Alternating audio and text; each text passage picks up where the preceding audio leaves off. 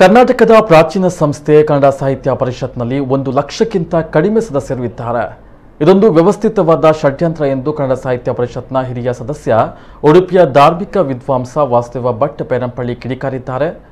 ಇದರ ಹಿಂದಿನ ರಣತಂತ್ರ ಏನು, ಸದಸ್ಯತ್ವ ನೀಡದಿರುವ ಕಡಿಮೆ ಸದಸ್ಯರನ್ನ ಮಾಡುವ ಹಿಂದಿನ ಹುನ್ನಾರ ಏನು ಎಂಬುದು ಸ್ಪಷ್ಟ ಆಗಬೇಕು ಎಂದು ಭಟ್ ಪ್ರಶ್ನಿಸಿದ್ದಾರೆ. ಉಡುಪಿ ಜಿಲ್ಲೆಯಲ್ಲಿ 7 ಲಕ್ಷದಷ್ಟು ಜನಸಂಖ್ಯೆ ಇದೆ.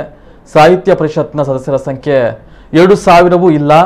ಇಂತಹ ಉದಾಸೀನತೆಯ ಹಿಂದಿನ ಕಾರಣ ಏನು ಎಂಬುದು ಸ್ಪಷ್ಟ ಆಗಬೇಕು. 10 ರೂಪಾಯಿ ಸದಸ್ಯತ್ವ ಮಾಡುವ ಅಭಿಯಾನವನ್ನು ಈ ಹಿಂದಿನ ಜಿಲ್ಲಾಧ್ಯಕ್ಷರುಗಳು, ರಾಜ್ಯ ಅಧ್ಯಕ್ಷರು ಮಾಡದೇ ಇರಲು ಕಾರಣವೇನು ಎಂಬ ಪ್ರಶ್ನೆಗಳು ಎದ್ದಿವೆ. ನವೆಂಬರ್ 21ರಂದು ನಡೆಯುವಂತಹ ಕನ್ನಡ ಸಾಹಿತ್ಯ ಪರಿಷತ್ನ ಜಿಲ್ಲಾಧ್ಯಕ್ಷರು ಮತ್ತು ರಾಜ್ಯ ಅಧ್ಯಕ್ಷರ ಚುನಾವಣೆಯ ಮೂಲಕ ಬದಲಾವಣೆಯನ್ನು ತರಬೇಕು.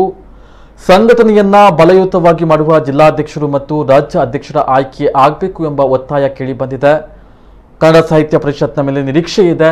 ಮುಂದಿನ ಚುನಾವಣೆಯ ವೇಳೆಗೆ 1 ಕೋಟಿ ಸದಸ್ಯತ್ವ ಆಗಬೇಕು. ಕನ್ನಡ ಕೆಲಸಗಳನ್ನು ಸದೃಢವಾಗಿ ಮಾಡಬೇಕಾದ್ರೆ ಸಂಘಟನೆ ಗಟ್ಟಿಯಾಗಬೇಕು, ಸದಸ್ಯರ ಸಂಖ್ಯೆ ಹೆಚ್ಚಾಗಬೇಕು.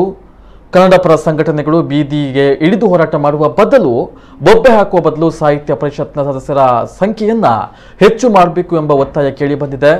ಕೆಲವು ಮಂದಿ ಅಧಿಕಾರವನ್ನ ತಮ್ಮ ಕಪಿಮುಷ್ಟಿಯಲ್ಲಿ ಇಟ್ಟುಕೊಂಡು ಸದಸ್ಯತ್ವದ ಸಂಖ್ಯೆಯನ್ನು ನಿಯಮಿತವಾಗಿ ಇಟ್ಟುಕೊಂಡಿದ್ದಾರೆ ಎಂಬ ಪ್ರಶ್ನೆಗಳು ಎತ್ತಿವೆ.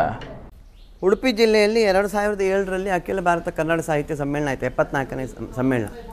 ಆಗ ಸದಸ್ಯತ್ವ ಸ್ವೀಕಾರ ಮಾಡಿಕೊಂಡು ಅಲ್ಲಿಂದ ಇಲ್ಲಿವರೆಗೆ ಬಂದಿದ್ದೇನೆ. ಆ ಸದಸ್ಯತ್ವ ಇಲ್ಲದಿದ್ದರೂ ಕೂಡ ನಮ್ಮದು ಕನ್ನಡ ಪರವಾದಂಥ ಕೆಳಕೆಳಗಳು ಕೆಲಸಗಳು ಒಂದಷ್ಟು ನಮ್ಮದೇ ನೆಲೆಯಲ್ಲಿ ಮಾಡಿಕೊಂಡು ಬಂದಿದ್ದೇವೆ. ಯಾರು ಹೇಳದಿದ್ದರೂ ಕೂಡ ನಮ್ಮ ಕನ್ನಡದ ಬಗ್ಗೆ ಬದ್ಧತೆ ಇದೆ, ಜವಾಬ್ದಾರಿ ಇದೆ ಅಂತ. ಆದರೆ ತುಂಬ ನೋವಿನ ಮತ್ತು ಸಖೇದ ಅಚ್ಚರಿಯನ್ನು ಕೊಡುವಂಥ ಸಂಗತಿಗಳಿದ್ದಾವೆ ಕನ್ನಡ ಸಾಹಿತ್ಯ ಪರಿಷತ್ತಿನಲ್ಲಿ. ಯಾಕೆ ಅಂತ ನನಗೆ ಇವತ್ತಿಗೂ ಅರ್ಥ ಆಗಿಲ್ಲ. ಕನ್ನಡದ ಅತ್ಯಂತ ಪ್ರಾಚೀನ ಸಂಸ್ಥೆ ಮತ್ತು ಸಮಸ್ತ ಕನ್ನಡಿಗರ ಪ್ರಾತಿನಿಧಿಕ ಸಂಸ್ಥೆ ಅಂತ ಕನ್ನಡ ಸಾಹಿತ್ಯ ಪರಿಷತ್ತಿದೆ.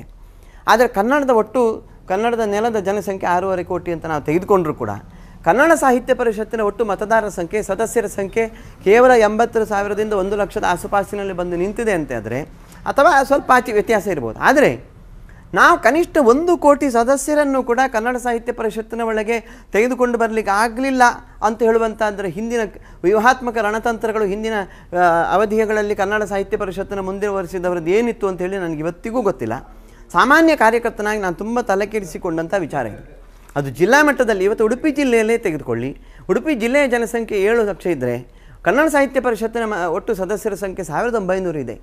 ಹಾಗಾದರೆ ಯಾರೂ ಕೂಡ ಉಡುಪಿ ಜಿಲ್ಲೆಯ ಸಮಸ್ತರನ್ನಾಗಲಿ ಅಥವಾ ಕನ್ನಡದಲ್ಲಿ ಲಕ್ಷಾಂತರ ಜನರನ್ನು, ಕೋಟ್ಯಂತರ ಜನರನ್ನು ನಾವು ಪರಿಷತ್ತಿನ ತೆಕ್ಕೆಯೊಳಗೆ ತೆರೆಯುವಂಥ ಪ್ರಯತ್ನಗಳು, ಬಹಳ ದೊಡ್ಡ ಮಟ್ಟದಲ್ಲಿ ಅಭಿಯಾನಗಳು ಯಾಕೆ ನಡೀಲಿಲ್ಲ?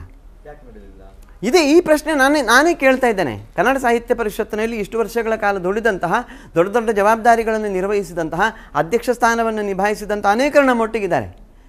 ಅವರೆಲ್ಲರ ಹಿರಿತನವನ್ನು ತಲೆಬಾಗಿ ಅವರು ಮಾಡಿದ ಕೆಲಸಗಳಿಗೆ ತಲೆಬಾಗಿ ಅವರನ್ನು ಅಭಿನಂದಿಸಿ ನಾನು ವಿನಂತಿ ಕೇಳ್ತಾ ಇದ್ದೇನೆ.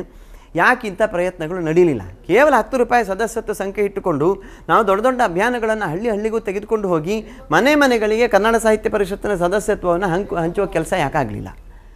ಆದದ್ದಾಗಿ ಹೋಯಿತು. ಮುಂದಿನಲ್ಲಿ ಆದರೂ ನಾನು ಈ ಬಾರಿಯ ಚುನಾವಣೆಯಿಂದ ವಿನಂತಿ ಮಾಡಿಕೊಳ್ತಾ ಇದ್ದೇನೆ. ಯಾರು ಚುನಾವಣೆಗೆ ನಿಲ್ತಾರೆ ನನಗೆ ಗೊತ್ತಿಲ್ಲ. ನಾನಂತೂ ಕನ್ನಡ ಸಾಹಿತ್ಯ ಪರಿಷತ್ತಿನಲ್ಲಾಗಲಿ ಯಾವುದೇ ಸಂಘ ಸಂಸ್ಥೆಗಳಲ್ಲಿ ಸದಸ್ಯತ್ವವನ್ನು ಅಪೇಕ್ಷೆ ಪಟ್ಟವನೂ ಅಲ್ಲ, ಮುಂದೆಯೂ ಕೂಡ ನಾನು ಸ್ಪರ್ಧಿಯೂ ಅಲ್ಲ, ಆಕಾಂಕ್ಷಿಯೂ ಅಲ್ಲ. ಆದರೆ ಕಳಕಳಿಯಿಂದ ಕೈ ಜೋಡಿಸಿ ವಿನಂತಿ ಮಾಡಿಕೊಳ್ತೇವೆ. ಈ ಕನ್ನಡ ಸಾಹಿತ್ಯ ಪರಿಷತ್ತಿನ ಮೂಲಕ ನಮಗೊಂದಷ್ಟು ನಿರೀಕ್ಷೆಗಳಿದ್ದಾವೆ. ನಾವೊಂದಷ್ಟು, ಯಾಕಂದರೆ ಅದಕ್ಕೊಂದು ತಳ ಇದೆ, ನೀವು ಇಂಗ್ಲೀಷ್ನಲ್ಲಿ ಹೇಳಿದಾಗ ಬೇಸ್ ಇದೆ.